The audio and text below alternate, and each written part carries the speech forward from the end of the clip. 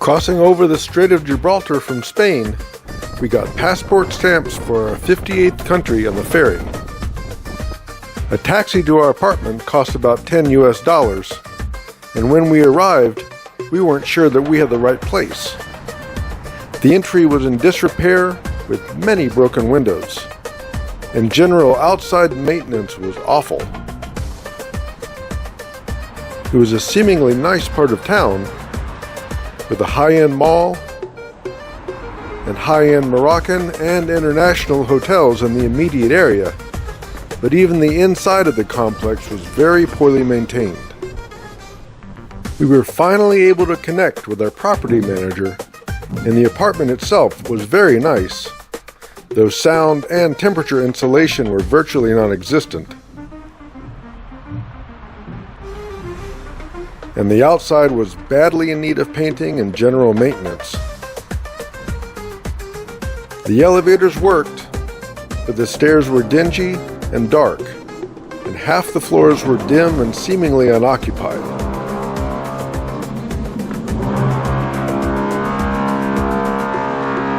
There were signs of improvement, but loud construction noise, even inside the apartment, was a constant headache.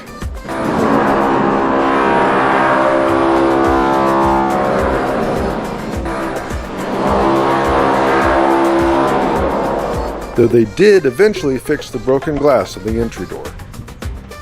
It was a nice part of town, as it turns out, with the Strait of Gibraltar and Spain in the distance visible from just across the street.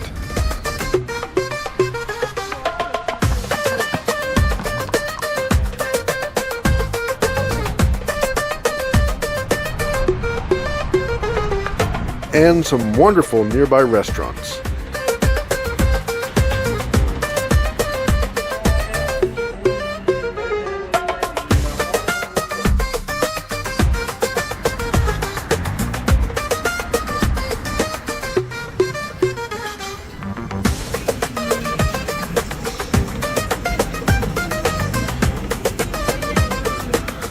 The Tangier Medina is the oldest part of the city, as the hill it's on was the most secure location. Inhabited by Berbers and Phoenicians for nearly 3,000 years, Carthage was the first to name it about 2,500 years ago, and their name eventually became Tangier.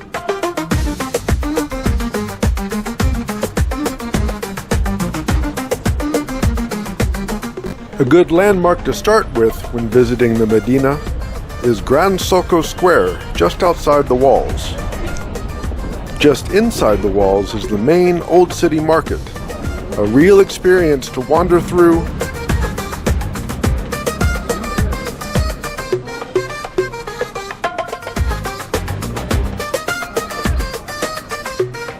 and the maze of narrow streets isn't too daunting. You can find your way out without too much trouble.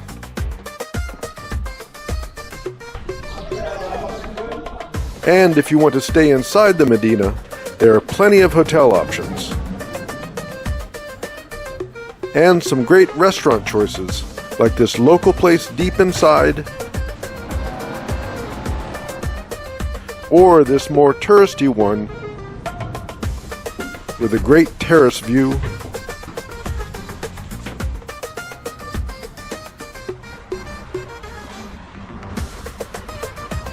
And wonderful fresh-cooked tagine.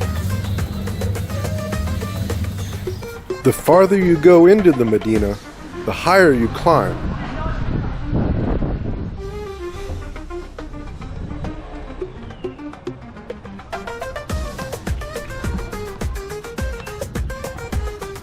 At the highest point, the old castle, or Kasbah, is now a museum.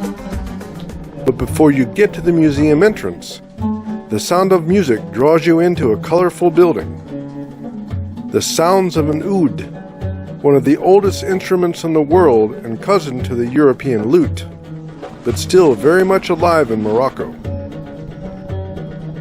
You leisurely sip Moroccan tea and enjoy a master musician perform for a voluntary donation.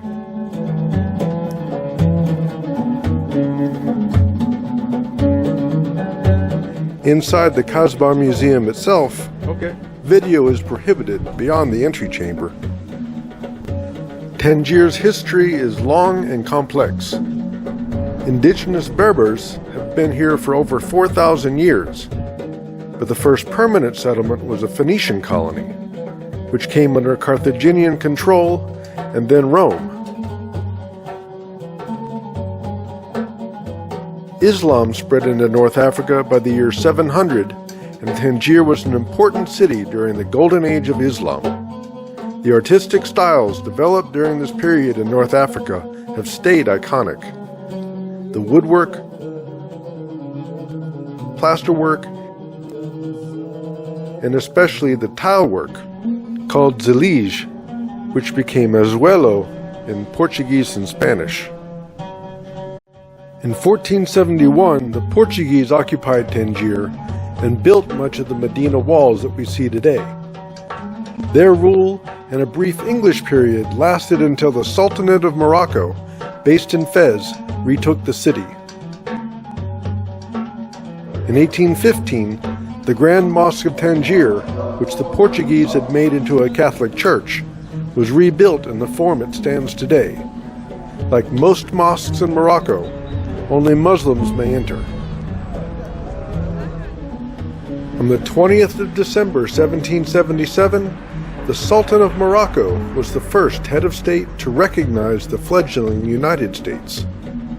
The two countries signed a formal treaty in 1786, the longest unbroken treaty in U.S. history. In 1821, this house on the edge of the Medina was gifted to the United States and would be the USA's Moroccan diplomatic headquarters until 1956.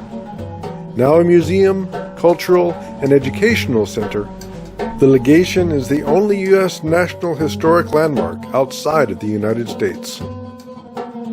In 1906, Tangier and all of Morocco became a protectorate of France, and French influence is still felt today.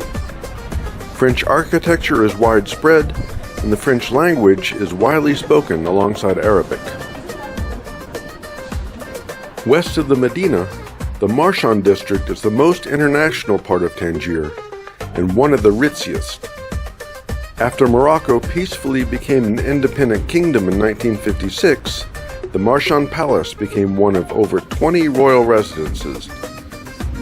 On the eastern side of Marshan, Tangier's Phoenician tombs are not only the oldest part of Tangier, around 3,000 years old, but also a popular free spot to hang out and take in ocean views.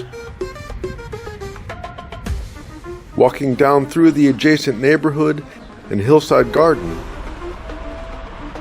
takes you to a coastal walkway back to the port, where there are several seafood restaurants.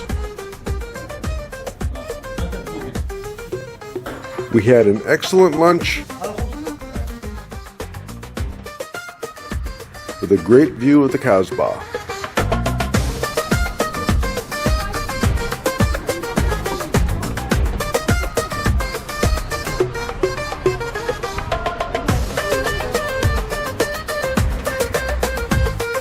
After Tangier, our Moroccan adventures continued with a few days to the south in Morocco's Blue Pearl, Chefchaouen.